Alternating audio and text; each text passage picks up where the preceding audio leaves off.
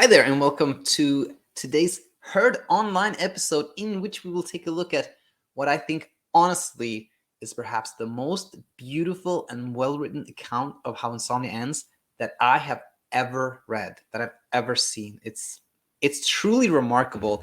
And before we talk more about like this, where this came from, I want to say to those of you who are like missing like you know the traditional herd online, where we take a critical look at claims made about sleep and examine them, and work ourselves up a little bit, and vent and release a little bit of frustration we have. That we will have episodes like that in the future.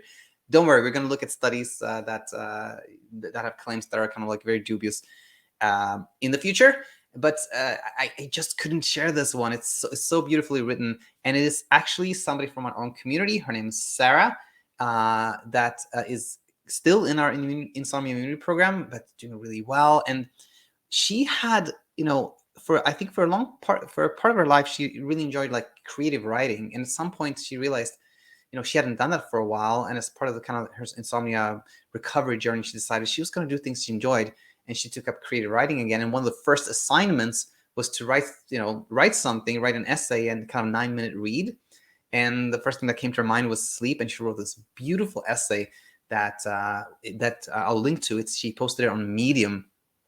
So yeah, without further ado, let's take a look. We're gonna see like a little bit of how her insomnia started, and then we're gonna read my favorite part, which is this last section where it talks about how like the brain is weird and sleep is weird. So much insight that I hope you'll enjoy and learn so much from.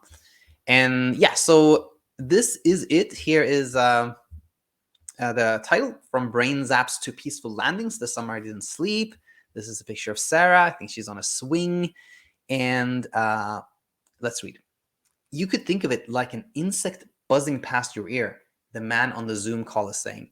The moment you recognize it, it's already gone. Or you could see it like an airplane landing. He hovers a hand in front of him and tilts it from side to side. There is some turbulence before it comes to the ground. I nod my head politely, thinking about how much I really hate to fly. Even on plane flights, though, I was always able to fall asleep. Before this past summer, I was a great sleeper, brilliant, if I may. I used to joke that sleep was the one thing I could do best in life. I've slept through sleepovers, noisy dorm rooms, college parties, car rides, family gatherings, TV shows and movies and concerts, camping trips, a night on a rural Montana picnic table, long story, a lifetime of cats and dogs in my bed, and 20 years of a husband snoring soundly beside me. But today I'm on a Zoom call talking about the strange hypnic jerks someone with insomnia can experience as they transition from awake to not quite asleep. I've been sleeping an average of 2 or 3 hours a night for over 3 months. Sometimes I don't sleep at all. At this point in my insomnia, I'm experiencing brain zaps, a form of hypnic jerk that some believe are localized, harmless seizures. The experience is like an electric shock that buzzes into your brain, explodes, then jolts your whole body up 3 inches into the air. And yeah, Sarah goes on to talk more about her journey. And again, feel free to read this entire essay. I think it's so helpful, so much insight in it in this essay. But we will skip to again what was my favorite part, which was this the weird, like the two things that are weird here. The first one is the brain is weird. Let's read this together. The brain is weird.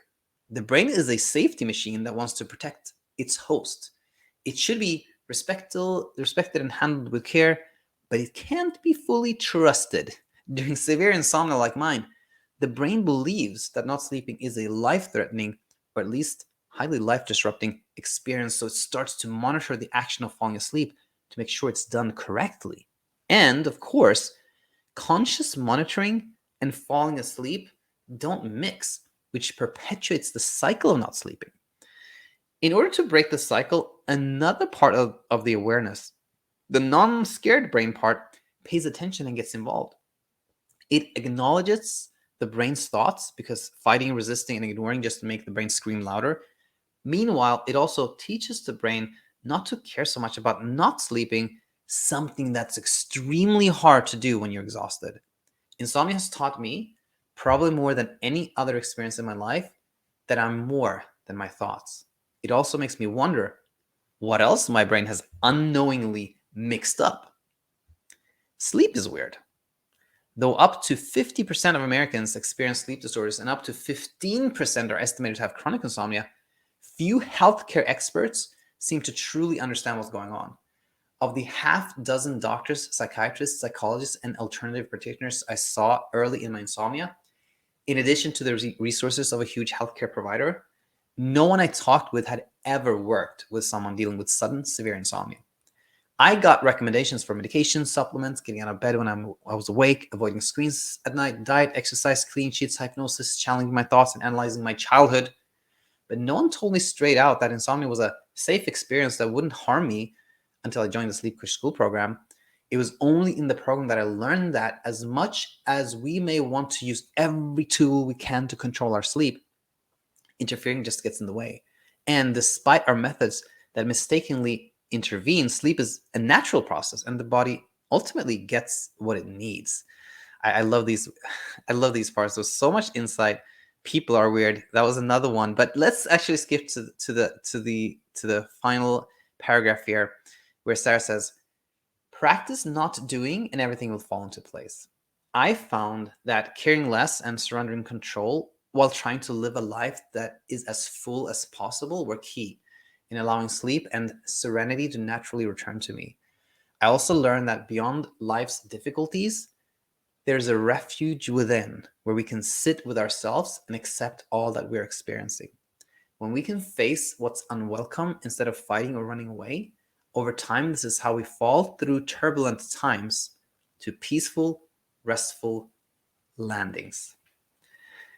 Yeah, I don't know what to say, but to again reiterate that, we had so many powerful stories, both,